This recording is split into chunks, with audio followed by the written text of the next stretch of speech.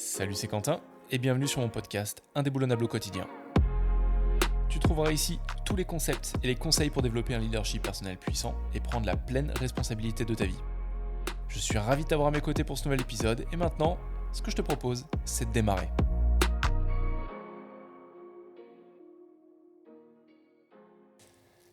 Aujourd'hui, on va attaquer la partie 2 sur les habitudes. Hier, on a parlé de l'importance d'avoir de bonnes raisons personnelles et encore mieux, d'avoir de bonnes raisons personnelles qui impactent positivement notre sphère, notre environnement, qui impactent positivement les autres, pour vraiment changer ses habitudes.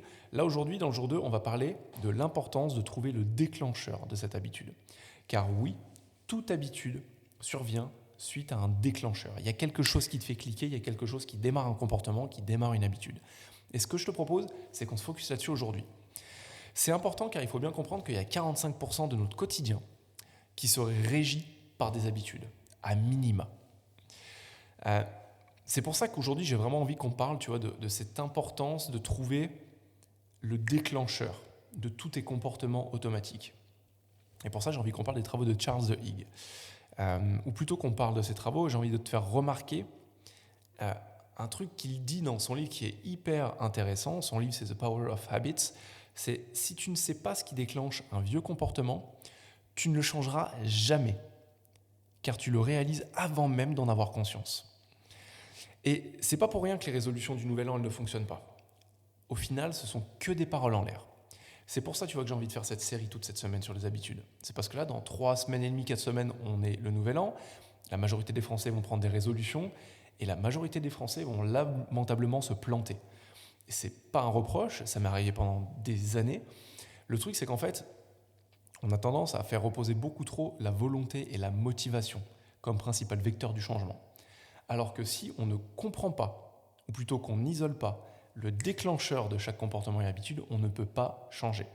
Parce que pour changer quelque chose, il faut savoir où le comportement ou l'habitude commence.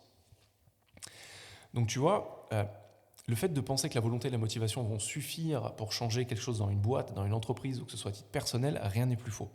Un être humain, il agit d'une certaine manière car il a compris inconsciemment, ou plutôt il a appris inconsciemment à son cerveau que ce comportement était récompensé et apportait d'une certaine manière de la sécurité. Il apportait quelque chose de bénéfique. Mais c'est bien quelque chose qui déclenche ce comportement. Et le plus spécifique tu arriveras à être quant à la définition du déclencheur, du comportement ou de l'habitude que tu veux changer, plus cette donnée, elle va être hyper utile pour la suite. Mais ce que je te propose, c'est de te partager un exemple personnel, ce sera bien plus parlant. Pendant longtemps, j'avais tendance à m'énerver ou à surréagir à certaines situations par rapport à d'autres individus, que ce soit au boulot ou dans ma vie perso. Je voulais vraiment changer ce comportement parce que ça me nuisait, ça me rendait malheureux, je sentais que c'était totalement déplacé, que ça ne servait à rien, que ça apportait rien ni à moi ni aux autres. Mais franchement, sans franc succès. Et ça a duré un moment. Puis un jour, j'ai vraiment découvert ce qui me faisait cliquer.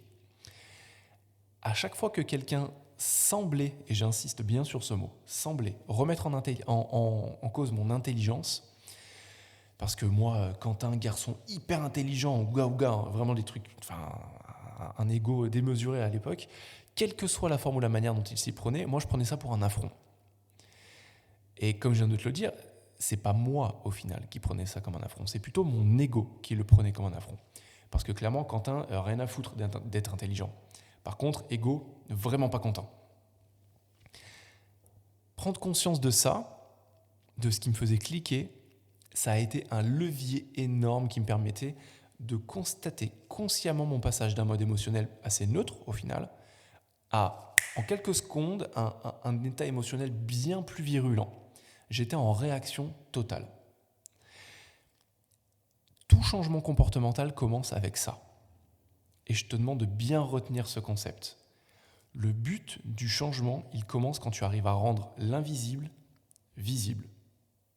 L'invisible, c'est toute la partie inconsciente, c'est tout ce qui se passe au niveau inconscient, toute la manière dont tu réagis inconsciemment aux choses. Les choses qui sont ancrées en toi, pas de manière génétique, mais de manière habituelle. Parce que tu as créé cette habitude et ton cerveau a pris l'habitude d'opérer de cette manière.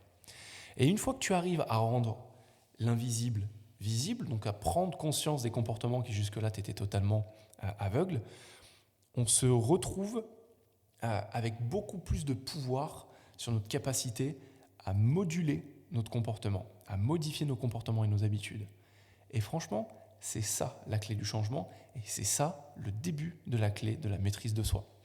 Allez, ce que je te propose, c'est de se retrouver demain pour la 3e partie de cette série sur les habitudes. Et là, je vais te partager le secret pour gagner en traction. Et je te garantis, quand tu veux changer une habitude ou que tu veux changer un comportement, le truc dont tu as le plus besoin, c'est de la traction. Je te remercie sincèrement d'avoir passé ces quelques minutes avec moi, d'écouter mon podcast. Je te propose de t'y abonner pour ne pas louper les prochains épisodes. Il y a encore 3 qui vont sortir sur les habitudes et jusqu'à fin décembre, j'en sors 1 par jour. Et si tu veux avoir plus d'informations sur comment est-ce que moi, je peux t'accompagner pour faire de 2023 une super année pour ton entreprise et toi aussi à titre personnel, tu as le lien de mon site internet avec toutes les informations directement en description. En attendant, je te dis à demain. Ciao. Si tu as retiré une idée de cet épisode, je t'encourage vivement à passer à l'action et à la tester dans le monde réel. Tu peux aussi m'aider et mettre 5 étoiles à ce podcast pour le promouvoir. Enfin, si tu veux aller plus loin, je t'invite à rejoindre ma newsletter en description dans laquelle je délivre mon meilleur contenu, mais aussi à lire mon livre indéboulonnable, Stratégie pour renforcer son esprit et son mental. En attendant, je te dis à la prochaine, juste ici sur le podcast Indéboulonnable. Ciao!